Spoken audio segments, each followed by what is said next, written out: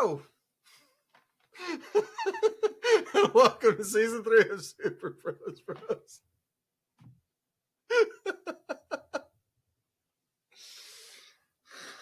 Nailed it. Oh boy. First live recording, and it's already gone to shit. All right. Oh, bad. You be slightly quieter, by the way. I do. My holes aren't that thick. Calm down, sir. Okay. You piece of shit.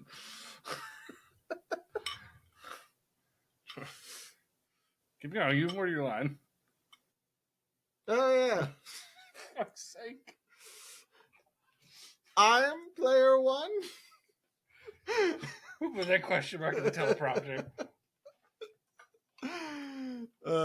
Ike, and with me, as always, is Player 2, Eli, and Bromosexual. This podcast is on YouTube, SoundCloud, and Spotify.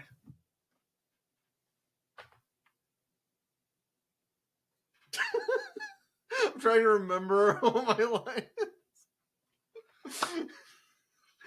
I did not, bro. Sidon.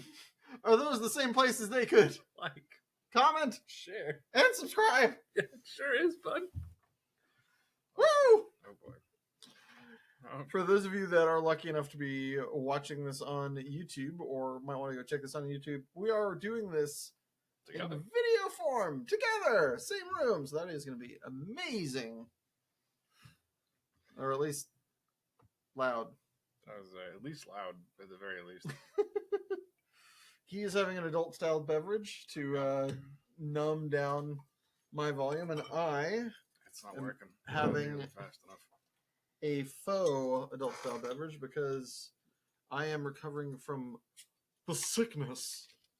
And also somebody's got to pretend to drive the ship or something. A touch of consumption. A touch of the consumption.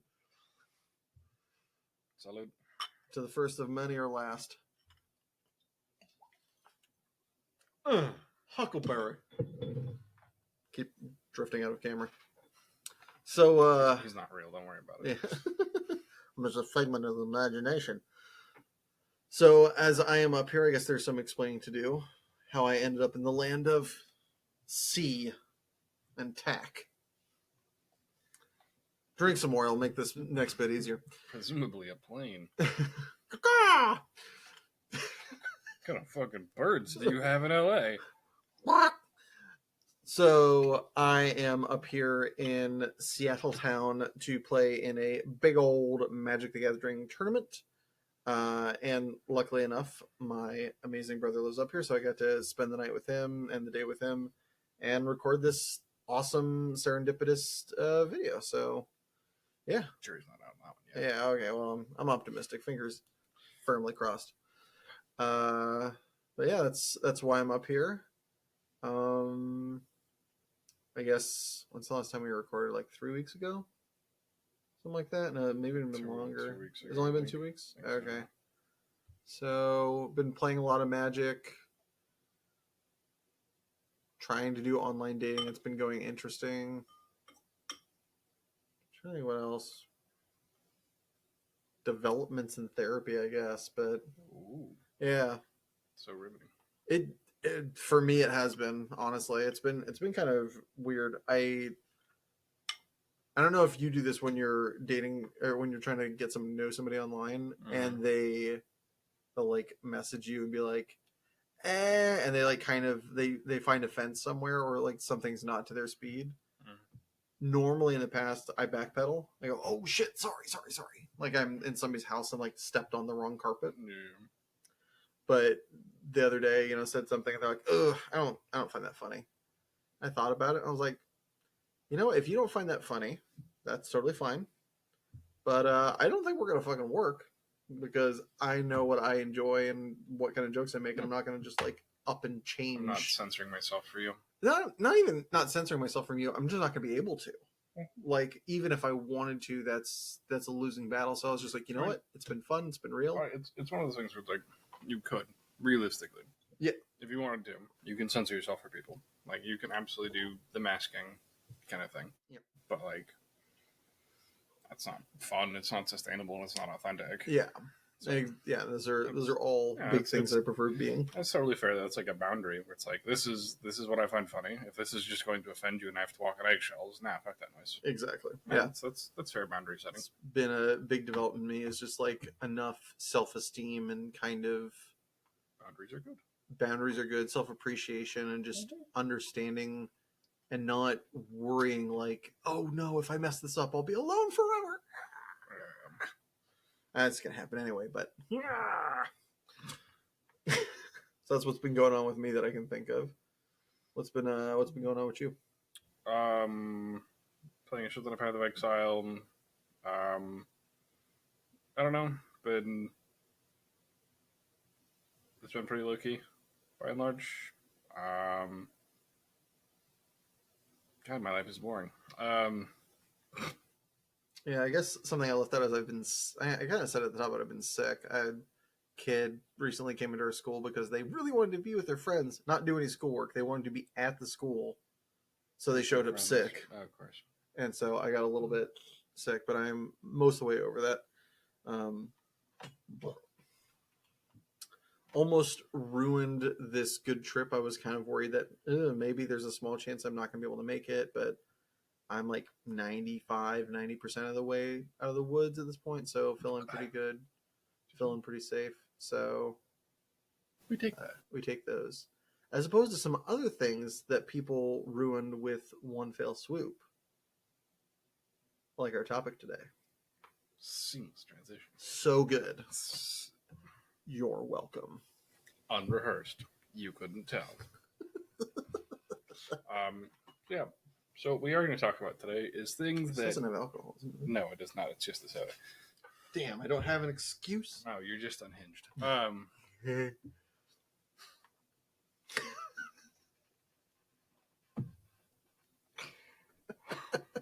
For fuck's sake. Drink more, it'll help. It won't make it worse. I'm ready to refill. It's like midway through. It's just gonna leave. That's when you know the show's gonna get good. He likes to go for a third fucking vodka sour. Like, somebody help. Quick, send help. Help! So, things that we had high expectations for, or at least we were hoping it'd be good, and then it just wasn't. It just disappointed. In some way, it felt wheels came off. it came off the rails. It sucked. It wasn't what we wanted. It wasn't something. It was bad. Yeah, just for some reason, it just went. Wow, we left the theater. We got off our couch and just had a bad taste in our mouth and went, well, what a waste of fucking time. Yeah. So we've got a number picked out that we want to bitch about. Hence why I'm slowly getting drunk. I figured it'll just add to the sauce. Sauce for the sauce. Exactly. So first up on the list, I've got Heroes. Heroes season 1, I stand by, is one of the best season 1s of a show I've ever seen. The premise is very intriguing. The way it is implemented is very fantastic. There's a lot of great reveals. And then it ends very well. However, season 2, and then season 3, and then season 4, each time it feels like a reboot. They are revamping it, they're changing the angles. It's always different. It's always confusing. It always feels like we're starting from the ground up, trying to reintroduce people as if they've never watched the show before. And that just didn't need to be that way, because we're usually dealing with the same characters, so there's not this like good continuous storyline. We're starting. So I got distracted by my cat in the camera. Just meandering around in the background. Oh yeah, people at the home get to enjoy That's- watching a cat just. Yes. But in each season of Heroes, they just keep. They're like, oh, what if we reintroduced? What if we showed the audience this thing? It's like they've been watching for the last 2 seasons. They should know. They're aware, but they keep treating the audience like they're stupid, and it affects the story, and then it gets really bad. And then we end up in a carnival in like season 5 or some shit. Oh Lord.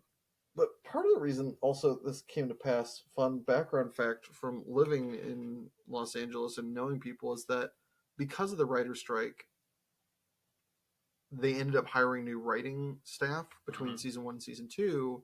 No. And the season 1 writing staff had in their idea that this was going to be an anthology series, that each season was going to be in the same world, but with different supers. Its own encapsulated story. Yeah. Okay. And so it was going to be a reintroduction, but it was going to be with a whole entirely new cast. You're going to have some of the same interactions with different like field agents or maybe other supers, but they weren't going to be the main characters. Exactly. True. And that's where part of it sadly went wrong. So, you know, that is unfortunate. Pour one out for the heroes. I'm going to be less dignified. Borderlands 3. What the fuck? They killed my boy. They massacred my boy. That's my son. Anyway. Poor Claptrap. Alright. I love Borderlands 2. Unapologetically. Borderlands 2 is one of my favorite games ever made. His too. I did, I think, 4 playthroughs of Borderlands 2. I fucking love it. Yeah, I did at least 2. Yeah, I have like 350 hours in Borderlands 2. I have a lot of time in Borderlands 2. I played the shit ton of it in college with my buddy, and then argued with friends. I even liked Borderlands 1. I played a shit ton of that in college too. That's actually where I got into it. It was on sale. I played the fuck out of it. When I was in my freshman year in college. I love this franchise. Yeah, I think you introduced me to it. Probably. Yeah. Borderlands 3 has some of the most dog shit writing I've ever fucking seen in a game. It has so many idiot plot moments. It has the whole thing is predicated on an idiot plot moment. The whole thing.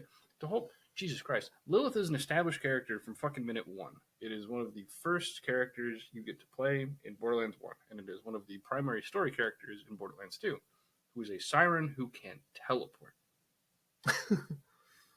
That word gonna come back up real fast.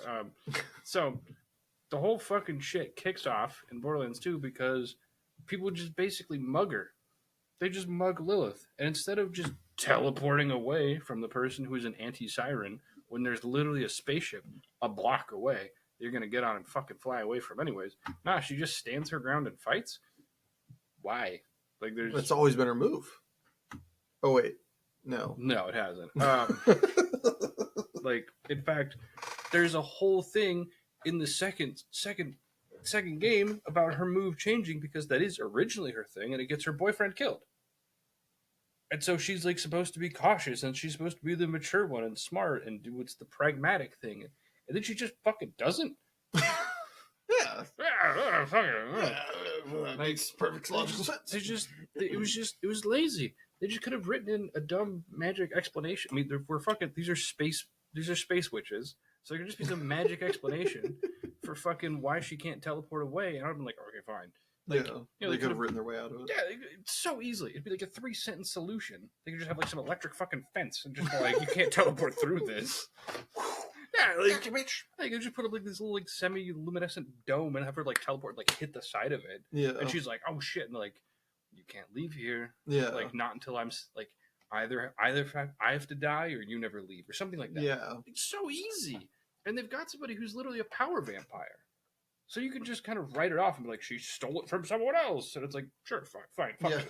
What am I going to do? Prove you wrong? Like, yeah, just make some mythos where this makes sense. Like, it's just, and there's so many of those in the game that it's so easy to pave over and just not idiot plot it. And they just don't. At any point, they just don't. There's so many spots that are just so easily resolved with 4 sentences of writing. And they just can't be bothered. And it just, like, the first time you can kind of let it go. But, like, after time 6, I'm just like, you must be fucking joking.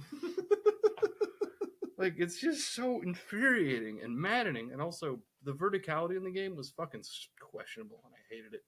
Oh, yeah. Some of the level design was really bad. I mean, the main design, the ship is just... The ship is really weird. The ship is just hard to navigate. It's needlessly difficult. The ship is needlessly maze-like. The jungle planet is a fucking stone cold atrocity. There's just it makes then you they just, like it makes revoice you just go around so far. They revoice Claptrap. I don't even care that much. It still felt similar. I'm sad. I'm sad. I'm too much of an audiophile. It always triggered me. I'm sad that the president of the company is a fuckhead, so they had to retexture him or revoice him. By the way, there's a pretty obvious reason why 1 and 2 are good and 3 was bad. Because they changed president. Well, I don't know if it's president or like lead designer, but the guy movies with Mikey. Mikey was the person who did 1 and 2. He's also the person that voiced Scooter. Okay. Scooter. Scooter. He's the guy that, Catch a ride. catch a ride. Scooter. Yeah, that's Scooter. Okay. That's the creator. Oh. That's the guy who made 1 I and didn't 2. know That's that. movies with Mikey. Big fan of your stuff. But he wasn't there for 3. Oh, no fucking shows. Yeah. Yeah, it's just lazily written. The game itself, it plays okay. Again, I think some of the level design is trash. I think, but like the end reveal is bad. They don't do a good job with their villains. They have so many interesting things they could have done that they just don't. Like, there's a moment where I'm like, oh shit, they could have the brother turn on his sister and eat her. Yeah. Because he can cannibalize sirens, and she's vulnerable, and he hates her. Like, you're finally getting to see that there's just rivalry between them because he feels like he's the outcast and she's the popular one. Because that's what it is. It's like, oh, they've set up this whole moment where it's like, he can just be like, sorry, sis, and just fucking eat her. And then he just doesn't. And then he Because, just, like Vin Diesel says, family sticks together. Yeah. Like, just, there's so many interesting things they could have done. They just do none of them. So it sucks. The writing is so bad. I want to like the game. The gameplay is fine, but like it never feels like you're the main character. Also, that you're Yeah. Indiana Jonesing your way through the story. Yeah, like in 2, you felt like a very tangible part of the story. Like things happened because of you. Yeah, you make a lot of the moving pieces. You are asked Yeah. by both sides to contribute and Yeah, help. like Jack talks to you. Yeah. Like the sirens kind of talk at you. Like the twins talk to you. Oh, you're nerd. Yeah. They're in three. Like the twins talk to you, but like the story is about the sirens, and even the playable siren is not really regarded as a siren, which is really strange. At least in 2, they make a moment to literally address why the playable siren in 2 isn't Jack's focus because she's a siren. He gets fed a lie. There is a detail to actually pave over that plot hole of like, why doesn't Jack want to capture you or to capture Maya the siren? It's like, oh, because Angel lies to him to protect Maya. It's like, okay. But there just isn't that for anything in 3. God, I hate it. It's so lazy. All right, I gotta stop. I need a drink. So while he takes a large slurp, Sorry, you were saying. I'm going to talk about X-Men Origins Wolverine. Come on, buddy. This movie did one really big thing wrong about 8 different times. We're going to have player 3. I'm not pussyfooting around with that pussy. Yeah, he's So- getting up here. So, in X-Men Origins Wolverine, they did one big cardinal sin that I think really messed up the whole entire movie, which was they needed, and it feels to me like it was from a production standpoint, they really needed a cameo. Okay. A lot. Yeah. In the movie, we have cameos from Will.i.am as he's supposed to be like the Nightcrawler's dad or something like that. We've got Oh my God, that's Will.i.am. that's Will.i.am. Ah. Yeah, he's having fun. He's just there. All right. We've Okay. got I think Donald Gleason. Is that his name? No, it's one of the guys that played the other hobbits. He's in it for like 2 scenes. You've got the guy that plays Gambit in for a scene and a half. You've got Daniel Negreanu in there for a scene. You've got just like Ryan Reynolds for seeing Ryan Reynolds for, I mean, technically like 3 scenes, but Ooh. yeah, then One of this the is, 2 of those don't count. yeah, 2 of those really don't count. But it's constant. Just we need to have these cameos. We need to have these background characters that were part of this team, which some of them even weren't, and also who cares. And it really affects the way the story is written out and the way the movie plays out. And I think it feels like to me, they wrote it, all right, we need to have these actors, we need to have these death scenes. All right, let's pepper them in, and then let's write the story afterwards. As opposed to let's write the story, okay, where can we fit them in? Can we fit them in? All right, maybe we can show them on later. But it very much doesn't feel like the bones are there before the meat gets added. It feels like they threw the meat on and tried to jam some bones in. Of course it did. You know, Adamantium styles. Yep. Also, young William Stryker was questionable. Adamantium bullets will kill Wolverine. That's how it works. Don't question it. All right, next up. Yes, you're very cozy, buddy. What you can't see is a lovely, adorable little kitten. Yeah, my Maine Coon is just in my lap. He's very happy. I'm gonna bitch about Suicide Squad. The original, the OG one made in like 2008 or something. She's that old? It may be no, it's like 2012, I think. Yeah, that sounds right. That sounds better. Either way, the one that did not have Idris Elba, the one that had Will Smith, and the one that had keep my wife's name. Looking prior to him getting, prior to him just slapping people in front of the awards. The movie had star power. It had a banging promo. Oh yeah! God damn, this is such a good teaser. It had used Bohemian Rhapsody perfectly. The editing choice, chef's kiss, magnifique. Its star power was terrific. Like it looked good. Like going in, I'm like, it's gonna fucking bang. It's gonna bang. Oh my god, it did not. No, they forgot the drumsticks. It had no percussion. It was terrible. Like it just. They forgot the drumsticks, but they remembered to bring the clown. Yeah, exactly. Also, whoever the fuck cast Jared Leto as Joker needs to be shot. Like, probably in the shoulder, just wing him. Like, he doesn't need to die for it, but he should be hurt. Just drop him in some green goo. Like, I want there to be a scar, so he remembers, like, oh, right. I want there to be, like, a physical reminder on his body that he should make questions before casting people. Like, anyway, moving on. Like, it's just some of the people are stupid, and they're stupid for so many reasons. Like, there are two characters that can kind of make a difference in this fucking movie, and it's like, one is because he's an Aztec god of fire, awesome. No notes. That guy just kicks ass. He's absolute cholo, tatted to the fucking Nick gills, and just roast shit. Fucking Crocodile does nothing. Yeah, King Croc eats like two people. King Croc does fuck all, which is embarrassing. He's supposed to be super strong. Like, he should just be tearing through walls and shit and just ripping people limb from limb. And he just doesn't. Yeah. I'm like, you have a big monster. Use the big monster. No? Okay. You maybe argue Deadshot. He's good with bullets. Sure. Also, but then we forgot how to give Harley Quinn a gun. Yeah.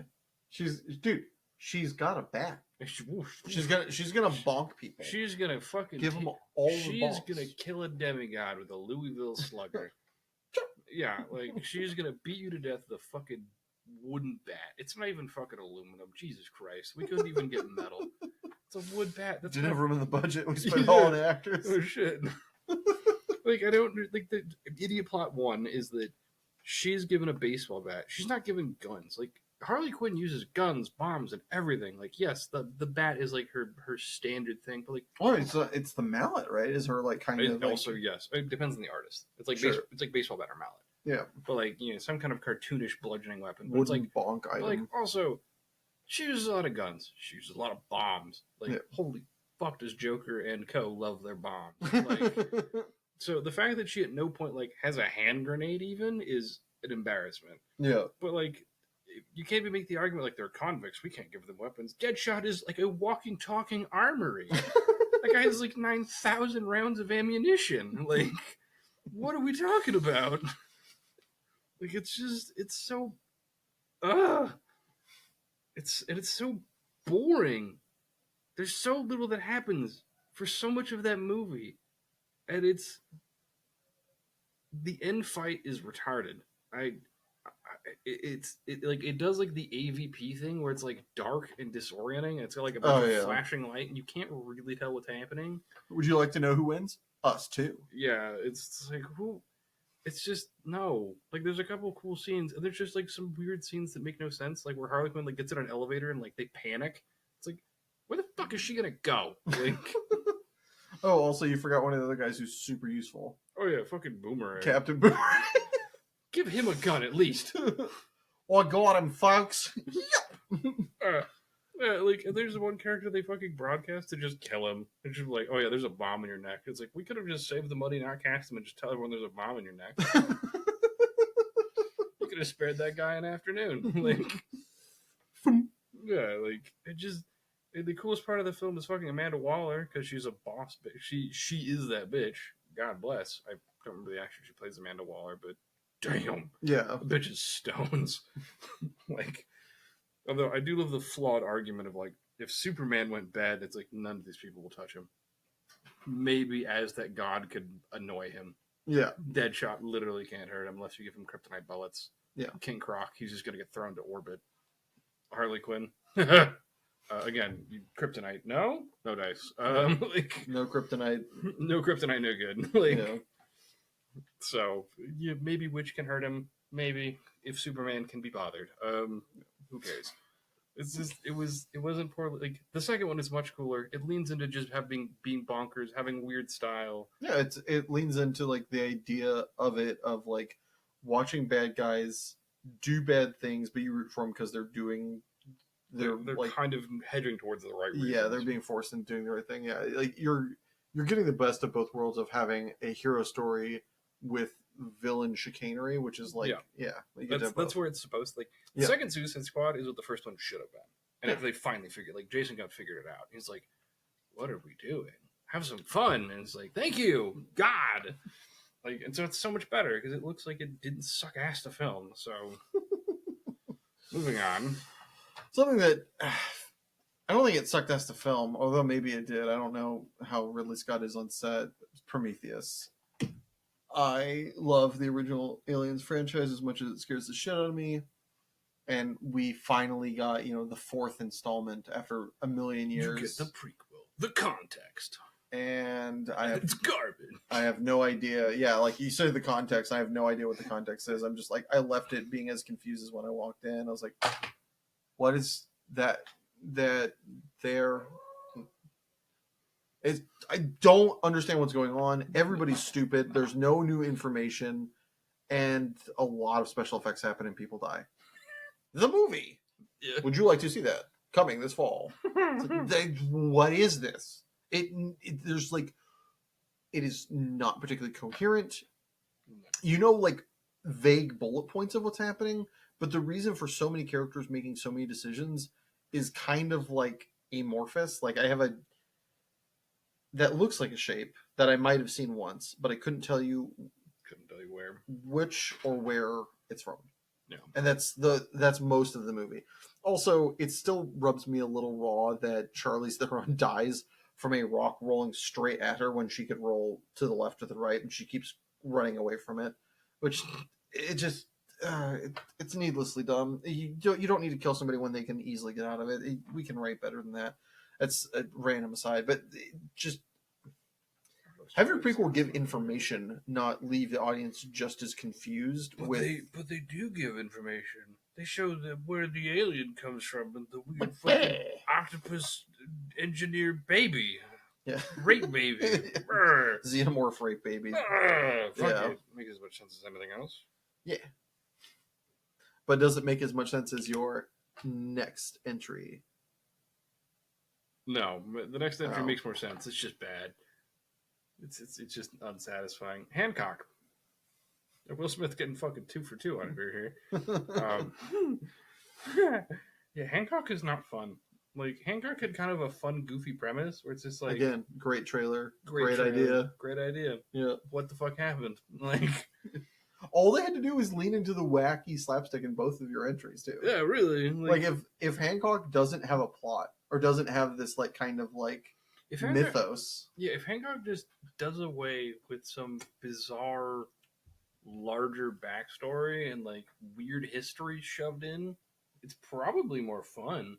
Like, and it's probably just better. Yeah, if it's just a alcoholic superhero who goes through fucking like AA, AA and then therapy, and Yeah. then like comes out and like doesn't shove people's heads up asses as much or as permanently. Yeah, like, and that's the takeaway. yeah, like that's probably like if it's just a superhero having to be human and like work on himself and just to be not a giant fucking tool, It's way more interesting. Yeah, I'd love to watch Superman go to AA.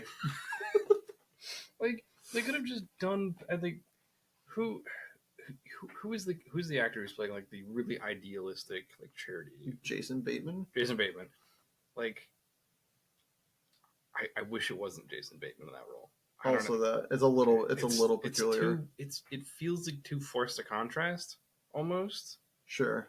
Like I wish you got somebody who's just like who could be angrier at Hancock better, and they could have like actual emotional moments versus some guy who seems like this He's persistent. always like pandering, right? Yeah, he's always just trying to like he's always trying to give everything a positive spin. He's always trying to give everything this fucking like it's gonna be great. It's gonna work. It's like a golly shucks guy too, right? Yeah, He's never he is. angry. He's never emphatic. He's He's- always just kind of like, "Oh man, it would sure be great if you weren't a piece of shit, Hancock." Yeah, like he walks out to his fucking kitchen having been destroyed because like his fridge got thrown through the wall. He's like, "What happened? Not what the fuck?" Like, Yeah.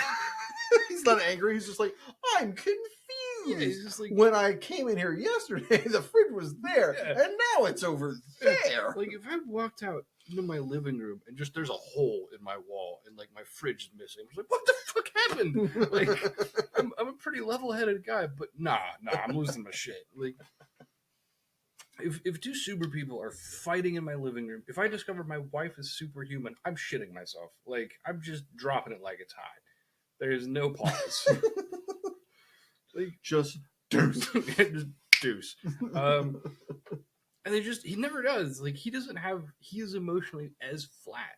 Like barring kind of one scene, he is emotionally flat and just doesn't give anything to play off of.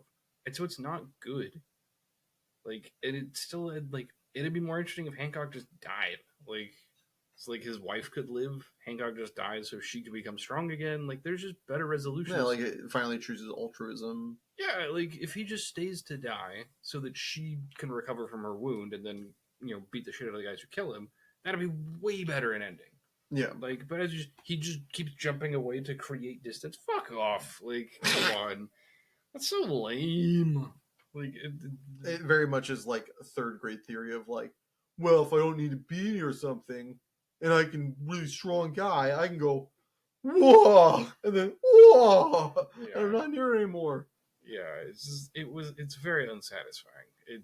Just so much of the movie could have been like the best parts of the movie are just Will Smith being a drunk belligerent dick or and shoving someone's head up his ass. Although I'll admit I do kind of like where he's like coming back out as a reformed superhero and he's like asking permission to say people and like yes just fucking do it like he's like being overly conscientious. Yeah. I did that. You know what? That did have a certain appeal to me. I'll give it to it. Yeah. Like- No, it had like again, all of these ones on the list are on this list because they had promise and they had potential and they fell short. Yeah. This one had a great starting point. Yeah. The first like 10-15 minutes of that movie It was are just- hilarious. They just tried to shoot him. He's just holding up a broken bottle, like you motherfuckers. Yeah, he's just annoyed, like so annoyed.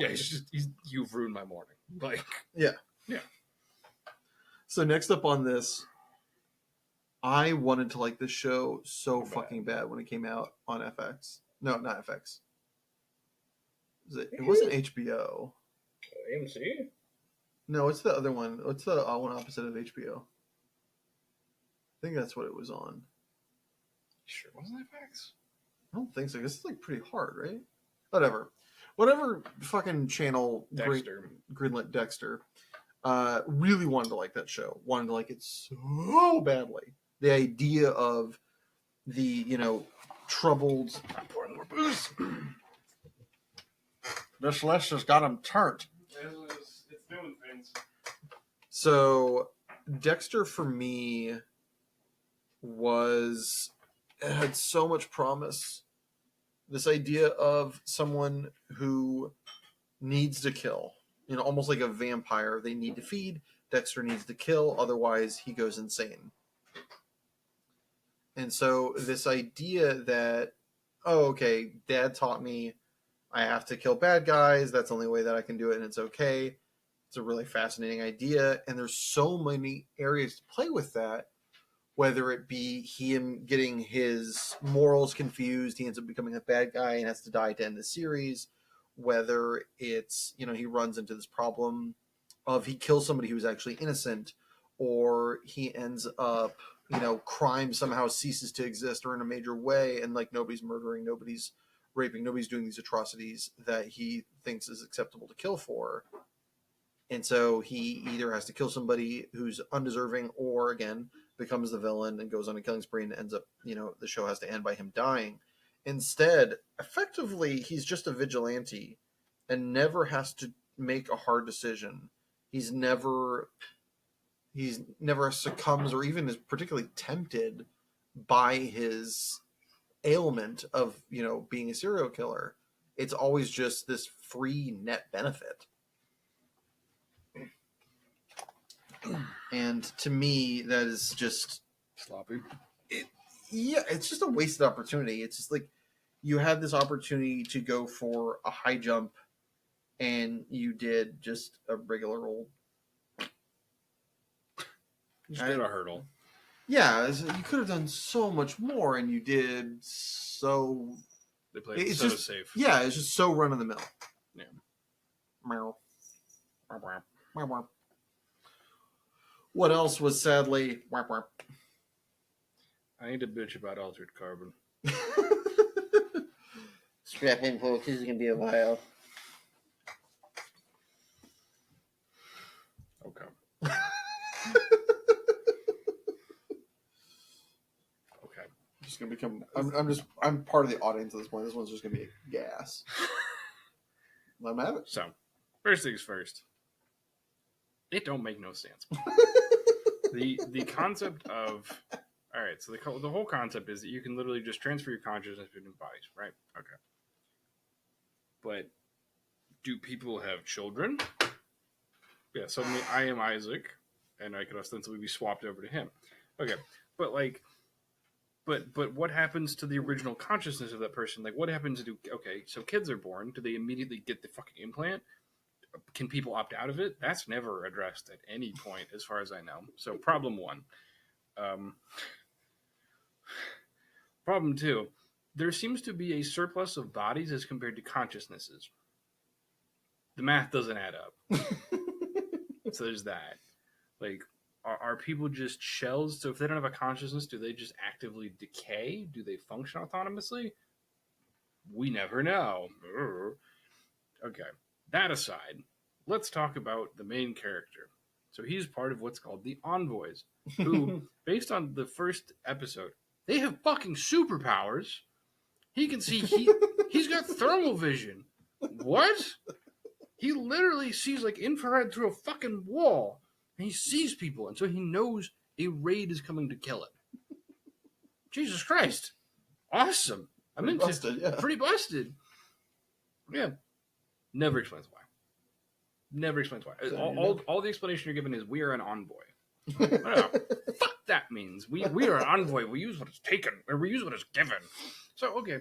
But then you learn that motherfucker transfers bodies constantly. Okay. But he gets a new body at the start of the show because his old body gets fucking warped. So he's just re-woken up like 100 years later. He at no point exhibits said superpowers. He doesn't ever like use thermal imaging again through walls for some fucking reason. Even though it'd be mighty handy. Mighty handy. But yeah, but they talk about like these envoys like they're hot shit and like they're awesome and they can do all these things like they're extra like they talk about them like in Dune there's like the Bene Gesserit or whatever that have like literal superpowers. That's what the fucking envoys are talked about in the show. And they don't do anything special. And it begs the question of like, okay, well, and at one point, someone talks about, because they use his body, and like, oh, it's like an envoy body. I'm like, but that's not his original fucking body. That original body died 200 fucking years ago. So is the envoy powers part of the body or part of the consciousness? Because it doesn't make any fucking sense. You absolute Muppets. Oh, and then there's the sister, who apparently is rich and can clone. It just has a bunch of clones laying around. Who also just like beats the envoy master and like tricks her and then kills her, and he's fine with it. Absolutely dupes her. Absolutely fucking slaughters his whole fucking group, and like he's remotely chill with it. I don't know. Betrayal, but we're blood. Sort of. Yeah. And it's like, okay, at that point, also I'm questioning like, what makes you actually siblings? Again, because you guys have switched bodies repeatedly, so this is no longer canonically the same. um, it's exhausting. It's exhausting. The people you're looking at have no real fucking. They're not the same people, and there is one really salient moment in the fucking show that I really liked, and it's when a old woman gets put into the body of a criminal. It's like there's a detective in the show, and like her mother, she puts her mom in like the body of a criminal, and she's super excited because she gets to piss standing up, which is hilarious. She's like, I'm peeing standing up. It's supposed to be like some fucking 90-year-old Hispanic woman. She's like super jazzed, which is choice. But then she goes, "Don't put me in a new body." Basically, I want to die. I'm old. I've done it. I'm good. And it's like, cool. But like the daughter responds like that is a foreign concept, which then leads me to question: there would be so many people alive. Like, how does this work? This is not a sustainable system you have written in. It makes no fucking sense. I can't do it. Additionally, I have one more scene I need to bitch about, and then I'm gonna let this go. It's like episode 4 is a stone cold atrocity. It is a war. It is a crime against cinema. It's so slow. It's awful. It's the torture scene where they're trying to torture him and extract information out of his brain. Oh god. Yes, it's so slow. It's an hour longer than it needs to be. It's like I think it's like fucking 80 minutes. It's really long. Is this the one where also he conjures the memory of his teacher and he just breaks out? Yeah. Yeah. Because we're envoys. Because we're envoys. Whatever the actual fuck that means. Yeah, and so he just kind of like... It's like the Star Wars equivalent of midichlorians. Like, yeah. What does that mean? He literally just listens to this memory of his old flame and teacher say, break the system or something like that. Something to that effect. And so he just wakes up on a fucking table and everyone shits their pants. And I'm like, dude, you guys have like a mountain of sedatives and guns behind you. Like, what are you scared of this guy doing? Just put him back to bed. Like, you have him chained to a fucking table. Like, what are we scared of? Yeah. Like, I just... The show has so many plot holes. It is so many plot holes. And, like, the main plot that it starts with ends up being, like, a fucking footnote. Oh, like it's like he gets brought back to, like, see who killed. Yeah, he gets brought back to see who tried to kill, like, one of the what do they call them? The Methuselahs. Some guys, it's actually James Purefoy. His name will come up, like, he will come up again later. Yeah. But he like wants to investigate his own attempted murder, and it's just him trying to commit suicide because he's really sad that he's terrible.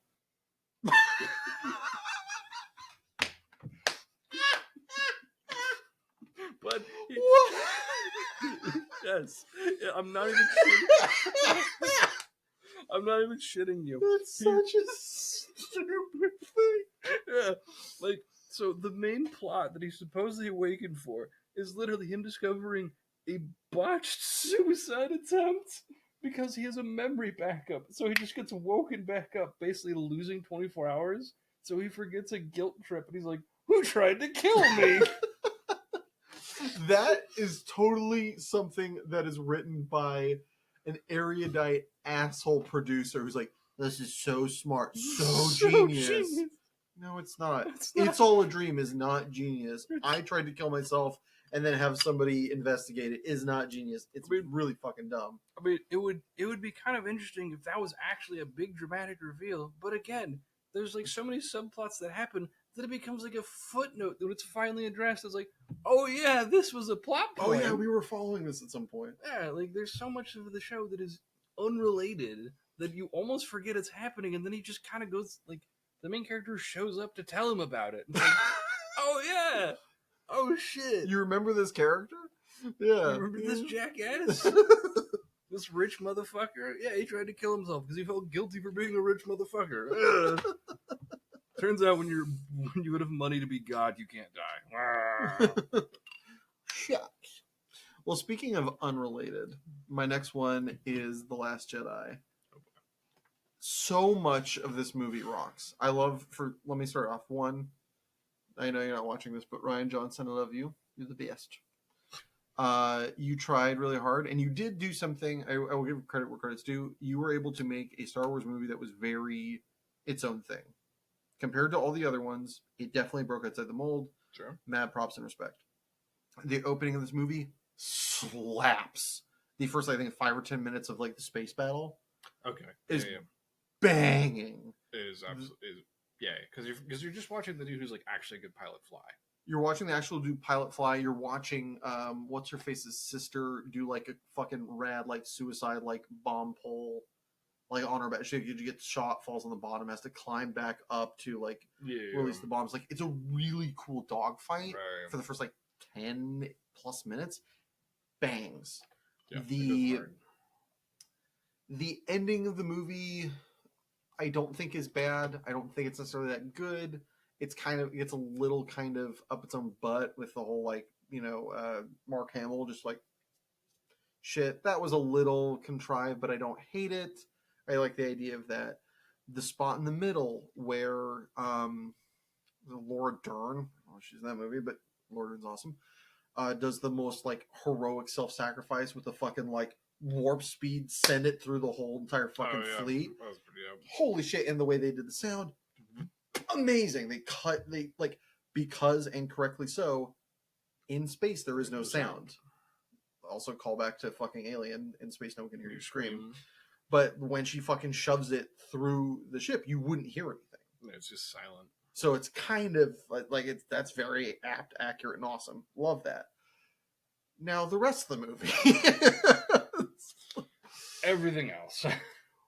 Why is Poe left in the dark for him to make bad decisions when he doesn't need to be? He's high enough up the food chain. Also, they can tell him something as opposed to just constantly leaving him completely in the dark. Like they intentionally don't tell him stuff when the generals can be like, "Yo, look, this is above your pay grade. Know that we've taken care of it." And he would like, why wouldn't he listen to that? There is the whole, God, I'm Leia, so I can fucking fly with the Force. Give me a fucking break. And somehow they survive the void of space. Too. And survive the void of space. Yeah, I'm super. Whatever. Okay. Why not? There's we're going to go to the casino planet and do the most who gives a shit storyline to have the most debate ending to do with it. Like it's so much work to do nothing. Also, I'm sorry, but the excuse that I've heard some people tell is like that scene is for world building. Fuck off. What world are you building? I don't fucking know. It's just so much nothing. There's so many of these things that just don't need to happen. And then there's also the whole Rey and Kylo thing is just it feels like fan fiction. Like what if they became friends and almost fucked? Fan fiction. It's like it doesn't need to happen. The fight scene with them is also the choreography of that is something. It's not great. And also, again, it's a really bad thing. It is the villain equivalent of It Was a Dream of how build up this big bad to then snap kill him easily. Yeah.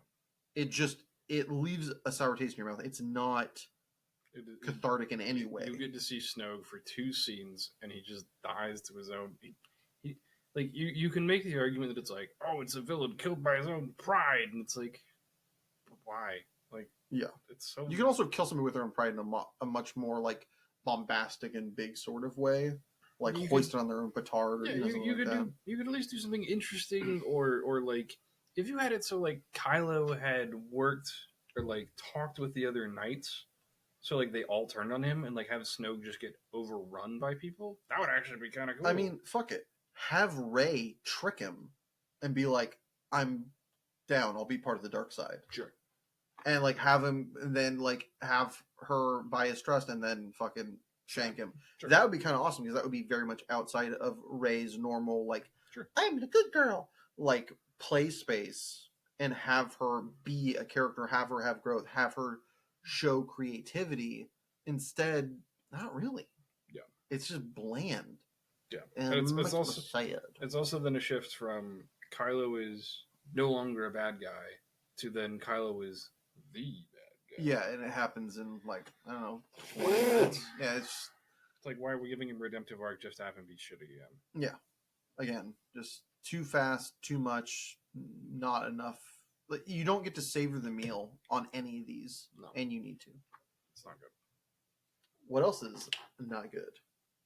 I'll be real. Batman v Superman, I was not expecting to be good. I was expecting it to be corny as shit. I was expecting it to be fun. It's terrible. Yeah, it's terrible It's on not. every front. What, you don't like jars of piss? Call it Grandma's lemonade. Yeah. Is that really a line? Yes. Oh my god. It may not be the exact line, but I'm pretty sure it's really close. It's uncomfortably close. And yeah, and there's like a fucking prolonged scene for the bombing of the Senate where it's like there's a jar of yellow liquid. It's like Sharpie on it. It's like Grandma's lemonade or something. Just because Lex Luthor wanted to be catty. I don't fucking know. The fact they had Lex Luthor ever show up on screen with hair hurts my soul. Also, I mean, that they had. I love Jesse Eisenberg. He's not Lex Luthor. He definitely isn't playing Lex Luthor there, and I would argue that he's very rarely a Lex Luthor type. I mean, Yeah. the closest he is to ever Lex Luthor is in Social Network, and Sure. this is vastly removed from that. Yeah. And I can't imagine he would have been opposed to direction pointing him in that direction. So I have to imagine this was a choice by the director That was a bad and one. a bad one. It was not a good choice. Like Lex Luthor is supposed to be super cold, super calculated. Yeah. Like everything he does. It's like the Magnus Carlsen of evil. Yeah, that's a terrific metaphor, actually. Holy shit. But yeah, and he's just fucking manic and like kind of unhinged in many ways. Like, yeah, he's smart. He's more like the Joker than he is. Yes, he's very much like Joker. Give him some fucking face paint. But beyond that, Batman is kind of a toolbox, and then like his whole plan is to just kill a Kryptonian. We can't talk to him. Like, I just hate that at fucking no point do either of these fuckwits who have means beyond recognition of the mortal man, one in the mountain of money, one in the I'm literally God. Martha. That's all we can say to each other is one word. Yeah, It's code names. Like, neither of them can fucking get a hold of each other and just be like, hey, maybe we should talk this out, see if we're at odds. Like, maybe we can just fucking sit down and talk. Like, fucking Superman kind of tries. He's like, if I wanted you dead, you would be. To which Batman's like, well, I got kryptonite, so fuck you. Yeah. Like, I mean, sure. But then also, why did we lead with that? But that's okay, whatever. Yeah. Going besides that, also, I do kind of like the whole I'm gonna grab you by like the ankle and just swing you like a fucking wrecking ball. It's kind of funny.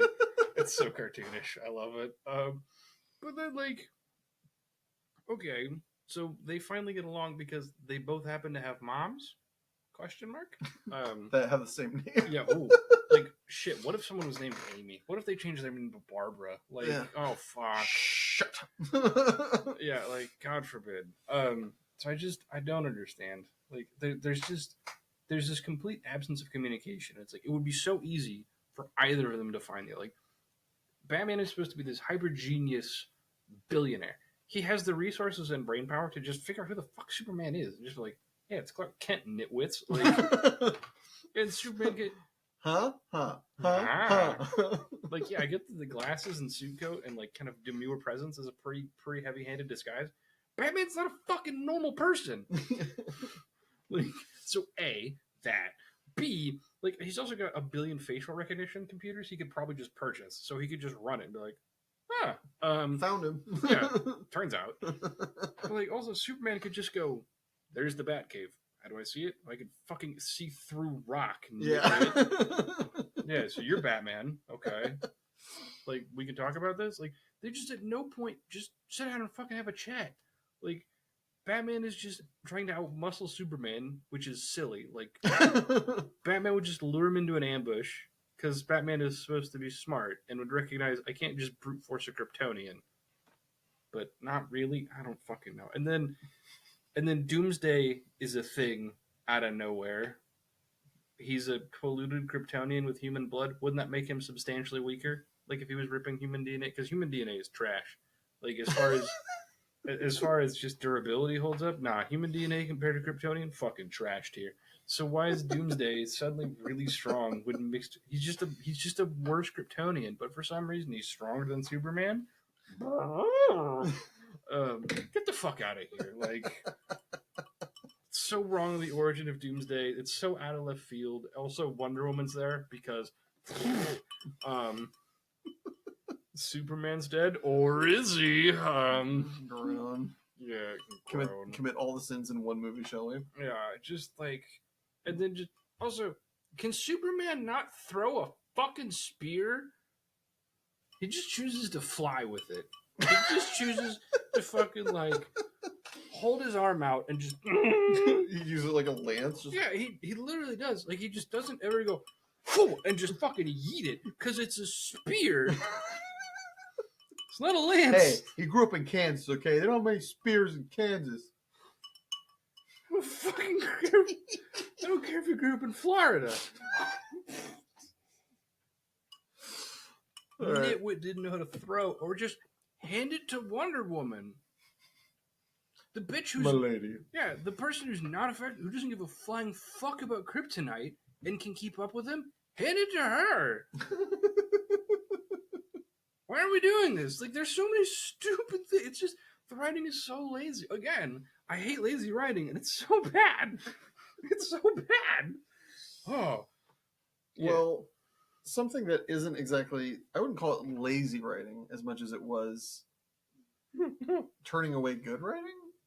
We're going to have a composite here because we didn't want to. A conglomerate. Yeah, we needed to synchronize this down to one. So, Artemis Fowl, Aragon, Percy Jackson, and The Hobbit.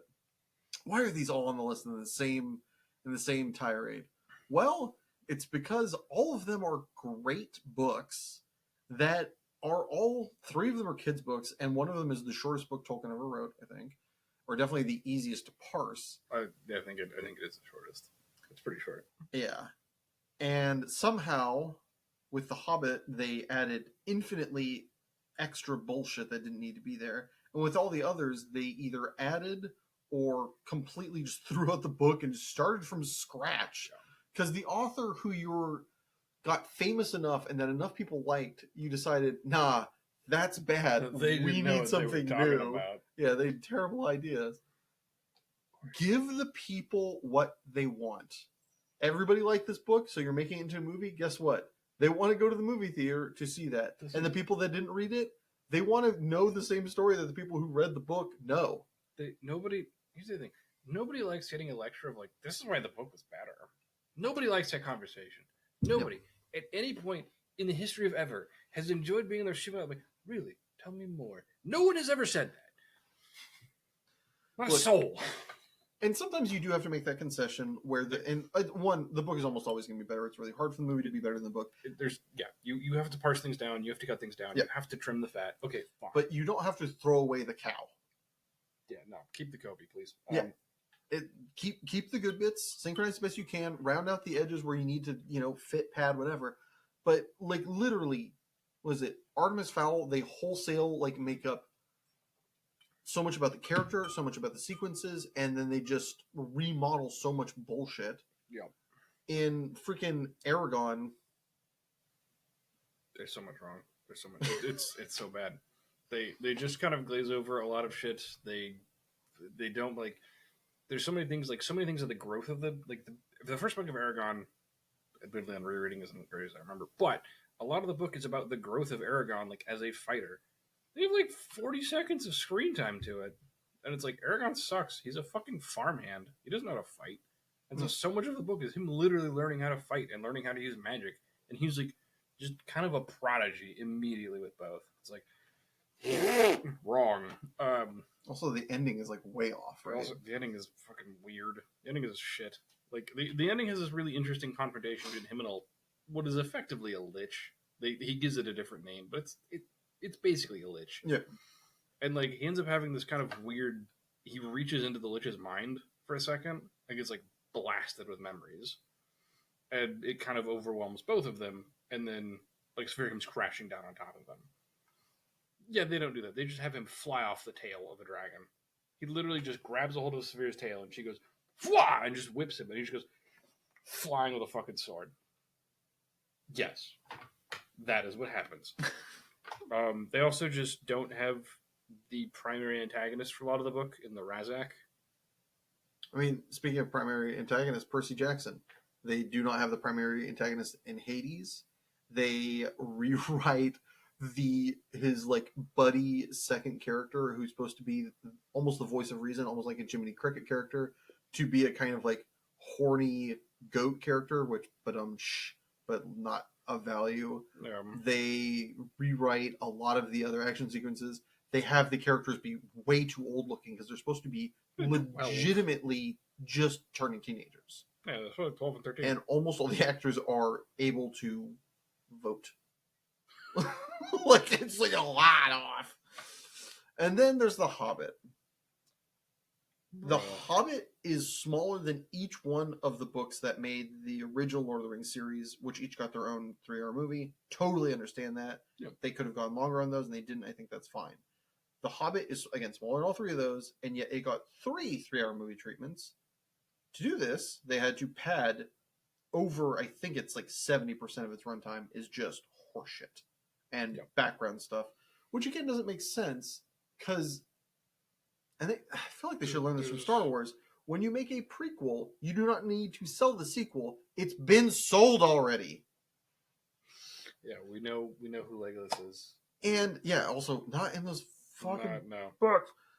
Also, they still left out things that were in the original book in the next one because they need to make room for this fucking albino twat waffle of an orc and all of his irrelevant story. And some of you are like, Isaac, it's not that easy to make movies. You can't just take that movie and make it into a book. Yeah, you fucking can. They made an animated one that was dead on in the 70s.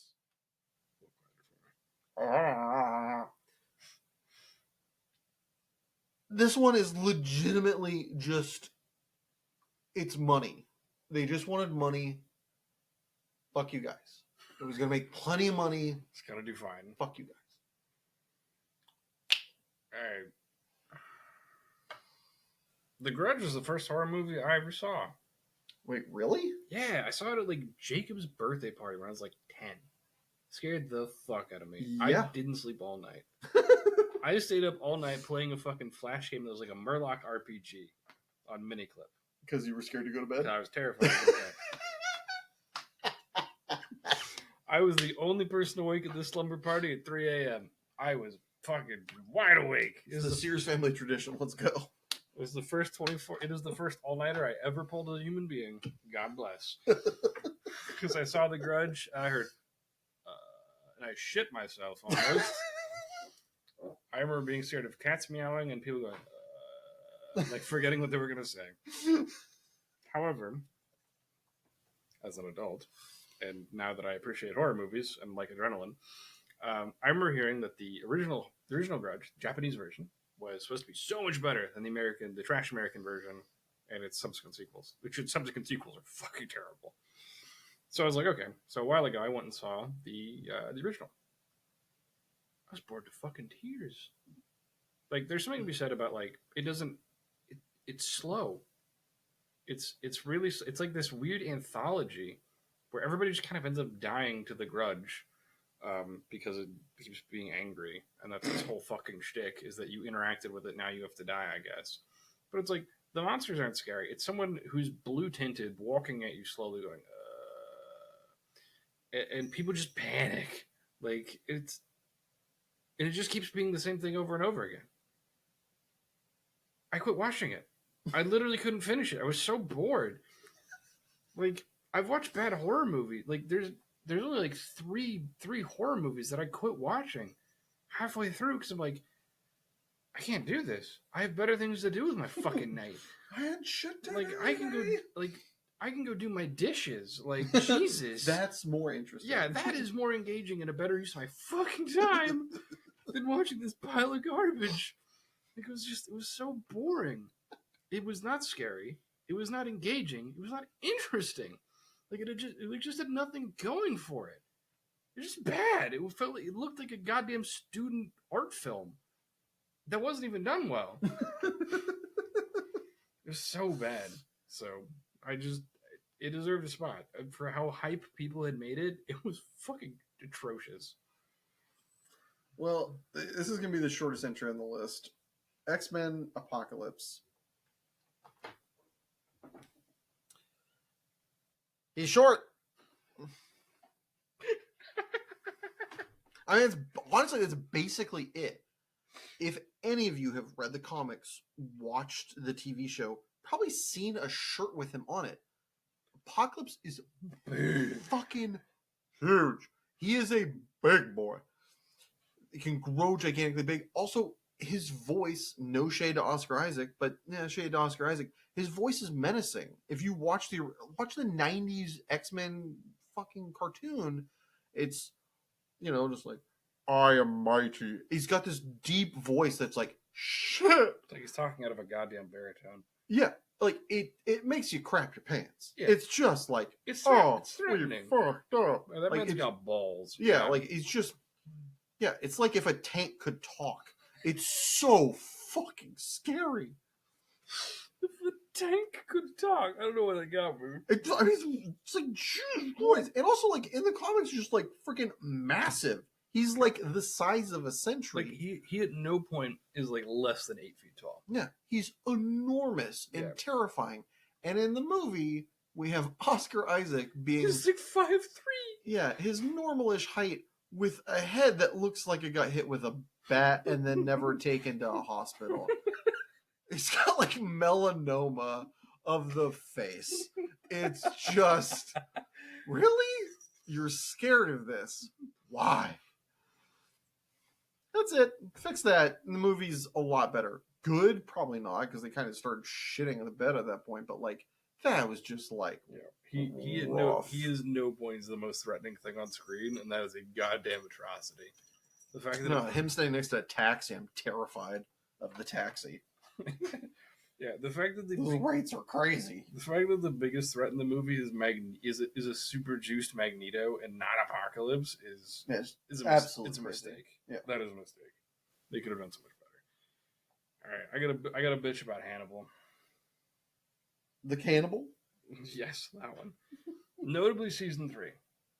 I loved season 1 of the show. I don't know how they showed season 1 of the show on cable because Yeah. oh my god, they're like, how much gore are we allowed to show? They're like, well, all of it. Okay, like I think season 1 might be one of my favorite seasons of a show I've ever seen. it's terrific. So good. So The writing's amazing. The acting's The amazing. writing's- The visuals are terrific. unparalleled. Yeah. Everything about like the pacing is good, the intrigue is good, even knowing what it's building to is so good. The kind of reveal and double cross from Hannibal is so good. Season 1 is bonkers. It's so good. It's perfect. Season 1 is borderline perfect. You can argue against the episodic nature, and okay, fine, but by and large, season 1 fucking A plus. Yeah.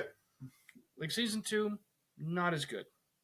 Season 2 has its highs. Season 2 has a pretty good reveal. It has some kind of cheap reveals. Like season 2 is like a C plus B, like somewhere like between C plus and B plus, depending on your personal take. Sure. Like it's got a lot of good. It's got some bad. It's not as good as season 1, but what it does do an interesting job is starting with the fight between Graham's the FBI guy who's played by Lawrence Fishburne and Hannibal, and that's a crazy start. It's like 12 weeks prior, and I'm like, how do we fucking get here? So like in that regard, I was really interested. Yeah. And it's got a pretty good payoff in that one. So like B, okay, it's good. It's very serviceable. It's not as good as season 1, but it's still good. I don't regret watching this. And then there was season 3. And all the doves cried that day. yeah, and this went from a B to an F. because we just went logic and reason and just yeeted them out the fucking window. And it's nonsense. It's nonsense. People are superhuman. People don't die. Nobody dies. Nobody fucking dies. That's the crazy thing. Is season 2 ends with this crazy thing where you assume that so many people are just dead now. None of them are. Strike one. Yeah, we like cut somebody's throat, shove somebody out a window. We cut to like we threw somebody out a window. Nah, she's just paralyzed. She's fine. She's just in a wheelchair now. We broke someone's neck. He's still alive. We Didn't he slit her throat? I think she's the only person who's actually dead.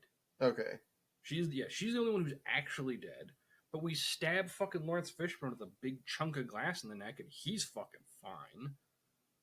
Like, yeah, we stab Graham in the gut. Okay, Graham has to live. He's the main character. Fine, he gets a pass. But like the other 3 people should justifiably be dead, and they aren't. Yeah. And up until this point, this show has very much played not as has been fine killing plenty of characters, main included. Yeah, has done a really good job at playing in a very real life universe where if you get hurt, there are costs. You have to play accordingly. You know, there is recovery time. Yeah. And then where I broke and went, I can't watch this. I can't do this. Is when there's the rematch between Hannibal or between I can't remember the mentor of Graham, like the main FBI guy. I can't remember his name. It's played by Lawrence Fishburne. Lawrence Fishburne. So Lawrence Fishburne versus who's that fucking Danish bastard? Hannibal Lecter. Yeah. What's the actor's name? I know you're talking about, but I can't. I can see him. I can hear him. Yeah. I'm like 90% he's Danish. He might be something else. I think he is Danish. Mads Mikkelsen. Yeah. So fucking round 2 with Mads Mikkelsen, Lawrence Fishburne. Lawrence Fishburne beats the fuck out of him. Like Lawrence Fishburne just takes him to fucking Pound Town. And then Mads Mikkelsen throws himself out a 3rd floor window, lands on the cobblestone streets of Rome, and walks away. Not limps. I'm sorry, walks. Yeah, not like remotely impaired. And Lawrence Fishburne doesn't go after him. Like Lawrence Why would you? Lawrence Fishburne doesn't like Superman. He doesn't even like try to shoot him from the window or something. Like he can't be bothered to fucking hunt this guy down. He took my best blows, I gotta give it to him this round. Yeah, like fuck it. I mean, this isn't a boxing match. He doesn't just get to walk to the corner. Like, this is a criminal you've been hunting across the fucking planet. You finally beat the piss out of him. You've got him on the rope. You just let him leave? What? It broke me. It's so nonsense. It's just fucking incoherent garbage that I couldn't finish watching season 3. And there's no shit it didn't get fucking renewed for season 4 because it jumped the shark in so many god awful ways. Like it kept trying to one up itself, and I just forgot about the grounded nature of the original show and why it was so fucking good. And instead, it just decided to go off in La La Land and be outrageous, and it shouldn't have been at any point. And this is something that I think a couple other shows we had talked about. Like one of the things I had mentioned with Dexter is like if they wanted to write it in, granted, this is my perception of it, but if they wanted to write it in the way where it plays to the idea of him being the serial killer, you make it so that he eventually dies. He has to pay the cost or has to go to prison for being a serial killer because he can't help himself. Yeah. In the same way, with Hannibal Lecter, if you're writing a long-form story, it does need to come to an end. And with the way they did season 3, the end should have been like season 2, or it should have been in season 3 where they catch him. Yeah. But they kept trying to write for these ever-going futures. And it's like, you have to write for an end at some point. People know where Silence of the Lambs picks up, and Hannibal Lecter is a fucking mask on. And he's in an asylum. Yeah. Like, we know where he's going to end up. Yeah, let's get him there. Yeah. Like, we know what Red Dragon is. Like, people know. Fucking get there. So, my last entry on this long, lavish, lackluster list is Godzilla. Gojira, if you will. Good old Gojira. I have no problem with almost every single Japanese version. The original versions were, they were trying shit out. They were expressing the way they felt about nuclear power in the 50s and 60s. Fantastic. It got campy, but was still fantastic. Yeah, we can deal with camp. Camp is fun. Camp. Oh, when you know you're doing camp, Choice. preach. That's my jam. However, when America started picking up the franchise and trying to do their thing with it, they tried to do this thing that when they get right is awesome, but often, and especially with this kind of enterprise, they try to blend drama and action. The problem is Godzilla doesn't have any drama because he's not a fucking character with growth. He is a thing that stuff happens around. He's a walking, talking natural disaster. He doesn't at any point look in a mirror and go, like, that's not, he doesn't change. Godzilla doesn't do introspection. Yeah, there's no spection to Godzilla. He's just Godzilla. That's what he is. And it's fine. That's perfect. That's why we love him. Yeah, all for it. Give me the monster. But you keep having these humans that have this character growth, have this drama, have this thing, and then it's taken away from time of Godzilla. But then you start to have all the action scenes so you can be the blockbuster. And when you do a movie that is centered where the main character, the thing that people have come to see is The Rock, is Jason Statham, you can ostensibly, although they don't frequently do it well in my opinion, have that because that is your focal point and you can have both in the same thing. Godzilla, you can't. They are divergent, and that's why you see the Japanese did it very well in Godzilla -1, where Godzilla's a force. He is the bad, but he's not. He's in the focus. Yeah, it became a not action movie. It became almost a disaster film with this family where something happens. Awesome. We just kept trying. The United States keeps trying to do both. Yeah, it doesn't pick a lane. Yeah, and you do with that one. I very much think you need to pick a lane. And I think if you want to go, a la Jason Statham in was it Crank, and just go full crazy, and the whole entire movie is just buildings blowing up and Godzilla going all around.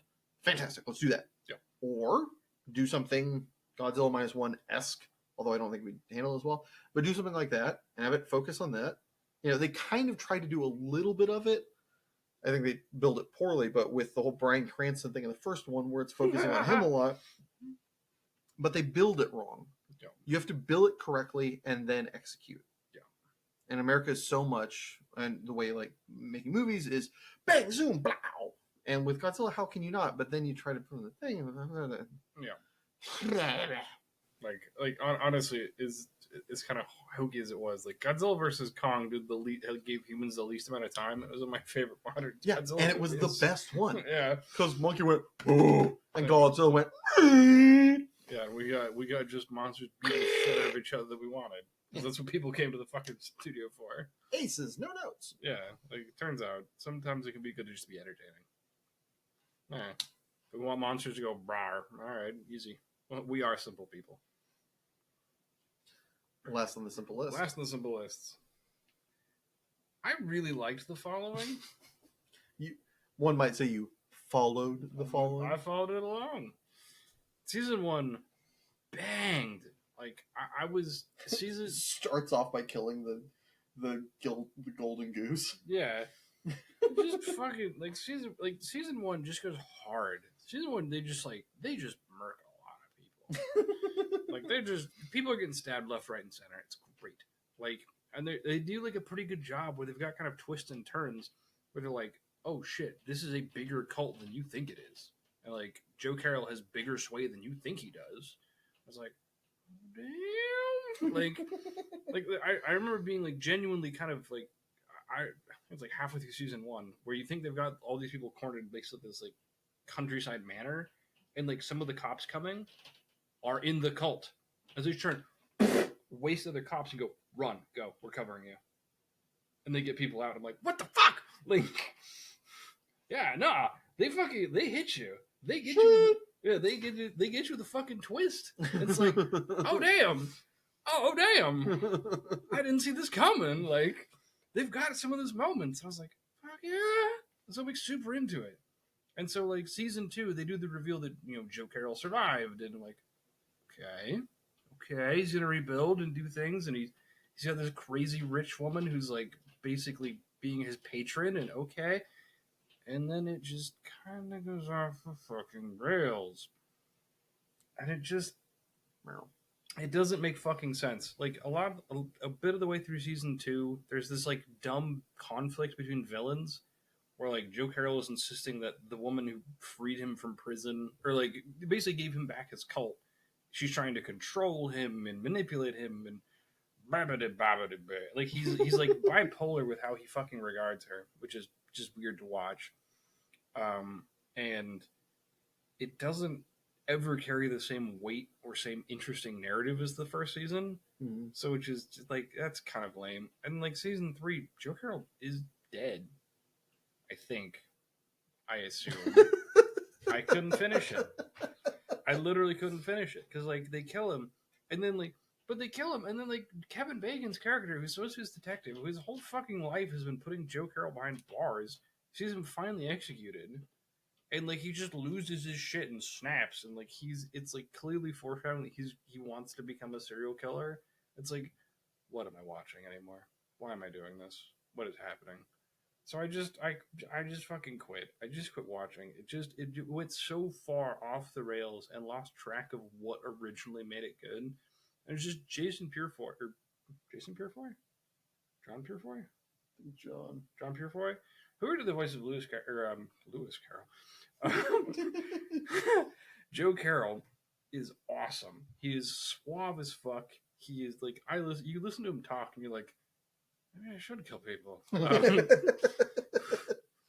It's great. It's like his voice is phenomenal. And for him to be like, it's not hard to buy him as like this hyper manipulative, like kind of teacher character, and it's super cool. But then, like with him gone, the show is just fucking dead. So it's just like you can't do that. So I'm out of it. I'm over it. I don't know if it got a season 4. I don't know what happened to the back half of season 3.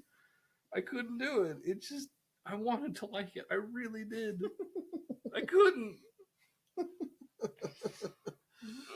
But something we can do is send it to an ad break. God bless. See y'all in a bit.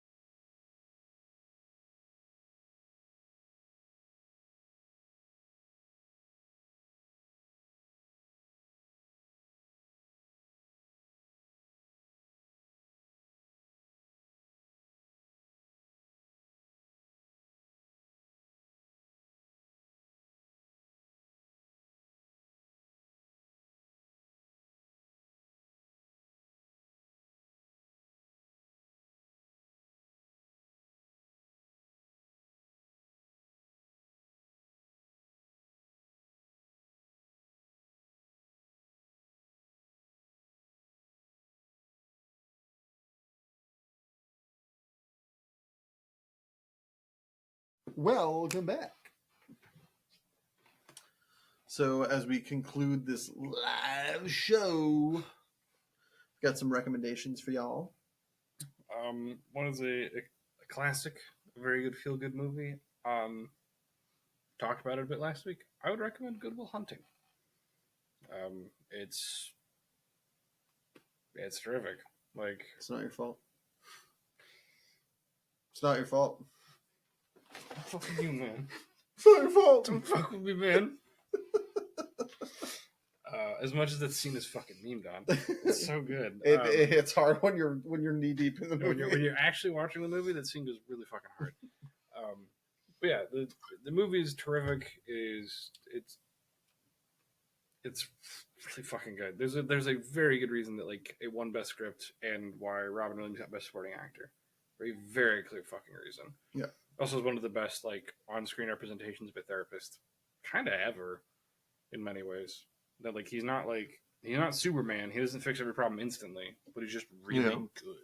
It's listens, personable, gets you, makes a connection. He relates things back to himself. He he sets effective boundaries. He is he finds the appropriate moments to push for progress as opposed to just trying to strong arm, um, and it challenges wills to grow in a way that other people won't, and like yeah, it's like the one big like faux pas he does, he lays hands on a client, which that's a no-no, Yeah. like but even then like kind of makes really good sense. He's a fucking Vietnam vet. Yeah. Of course he got some fucking anger issues. Like I mean, he's a Vietnam vet. He's also he's in South Boston. He's also dealing with somebody who is a delinquent youth who's had violent behavior before. Yeah. So, like, I mean, it doesn't make it okay, but it makes some. It's not completely at no bananas point weird. it doesn't off the feel wall. no it's and it's he gets provoked, and like later they show like Will tries to get the same thing to provoke him again and it won't work. Yep. Like he gets him once, and that's it. Yep. It's like and the movie is just, it's terrific. It's got a lot of great one-liners that you hear everywhere, like how do you like them apples. Yeah, it's fucking gangbusters, and it's memed on for a very good reason because it's really good. And if you don't want to see Robin Williams being a great award-winning therapist, perhaps watch him be a zany bat that probably did acid off screen. I'm talking about Fern Gully, folks. I forgot it was in there. Yeah. This movie is like late 80s, early 90s awesome. It is just crazy weird. But it kind of was like one of the first versions and the most kid-friendly version of the kind of like Dances with Wolves. What's the movie? Freaking Avatar. Kind of story of like the colonialist. Dances with Smurfs was my idea. The colonialists helping out the natives kind of thing. But it's a kids movie. It's zany. It's fun. You also have Tim Curry singing as the villain. Oh baby, that soundtrack with just him, violent news. Oh baby, let's go, dude. We're listening to that after. It's a banger. It's been way too long since I've seen Fargo. I haven't seen Fargo since I was like 11. Yeah, it's been a long. It's been a long time, but okay. Highly recommend for the nostalgia feels, for the musical numbers. It's hokey, fantastic early 90s goodness. Would recommend. 10 out of 10. Okay. While we're on the topic of fantastic songs, we've been turned, thanks to Invincible, which we'll get to talking about eventually. I've been turned on to the artist Blondshell, notably the song Olympus. I need to stop listening to it. I've listened to it too many fucking times at this point. No, he doesn't. It's really good. I don't think the mic's picking up or whispers. Probably not. It's real good. It's really good. It's a terrific, it's very melancholic. It's about drug addiction. It's great. Wait, did you hold on? Scroll up on the thing. Did you say this one last week? I don't think so. No. Okay, cool. Yeah, I just you sent it you to me about it. Yeah. So this is how melancholy it is. For those of you that have kind of listened to our musical tastes over the episodes, my brother, my man, my co-host here sends me the song. Goes really good. Heard it from Invincible. I hear it and I go, "You in a bathtub with a toaster right now? Like, what's going on? You okay? I'm worried about you." That's right. It is so off-brand for you. Yeah, it's not my usual cup of tea. No, but it is very, very good, and it's very good. It's very good. It's used very well in the show. Like one of the things that whenever we talk about season 2 of Invincible, that I will comment on is they do a terrific job with their music choice. It is gangbusters. They do a really good job picking stuff that suits the tone of the scene, and this was no exception. And it just stuck out to me. I'm like, yes. Sorry. Yes. The co-host sent that song to me. I also have listened to it ad nauseum, and it's firmly, grafted onto my skull. And then checked out a lot of the rest of the artist's discography and found another banger in Salad by Blondshell. Also highly recommend. It slaps. This one's a lot less melancholy. It hits a lot harder. It's a lot more aggressive. Both fantastic numbers. At the end of the day, just check out the artist Blondshell. You'll find something awesome you'll like. She deserves. She very small. I don't know how the people from Mental found her. Glad they did. She deserves more. She deserves more eyes. Yeah. And to end this episode with a quip off, what do we have today? A absolute classic, and one that we spent way too many hours in a car trying to figure out. The voice of 24. Oh, dude! It fucking sucks. His voice hurts to maintain. They got Speedy! Kill him, boys. For those of you not in the know, we're talking about Venture Brothers. Not Adventure Brothers, Venture Brothers. Venture Brothers, like venture capitalism. There you Venture go. Brothers. All right, you reset a timer? Yeah. On our handy dandy phonulator. Never call it that again. You fucking wackadoodle. Ba-da. Where is my thing? Timer. Timer clock. Timer. Timer clock. Tambled. Damn.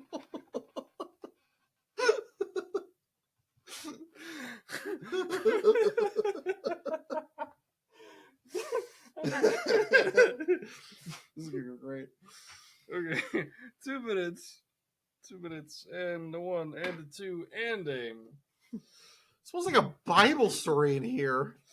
My grandpa teach you how to crap? Sitting is for the weak and feeble. You knocked me out and put me in a bag to bring me 50 yards? Time out! Hank, have you been shooting drugs in your scrotum? You can tell me. I'm hip. Rochambeau! Oh, but it really should be. Naked. Nice ass, Samson. Sad as tits. There's one 2 socks to give him an honorable funeral.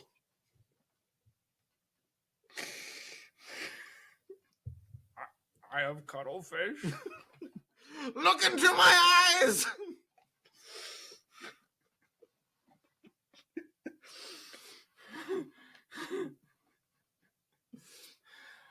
Oh my god, he's using live rounds! Hello, I'm David Bowie. Make way for the Homo Superior! I don't know which part. I don't know which part of this day was worse. When you killed the Venture family, or when your Tate left crying. I can't do Miss. I can't do Dr. Girlfriend. Does anybody want to mop it? I'm not your fucking mommy. Are we at 2 minutes? 10 seconds. Go Team Venture!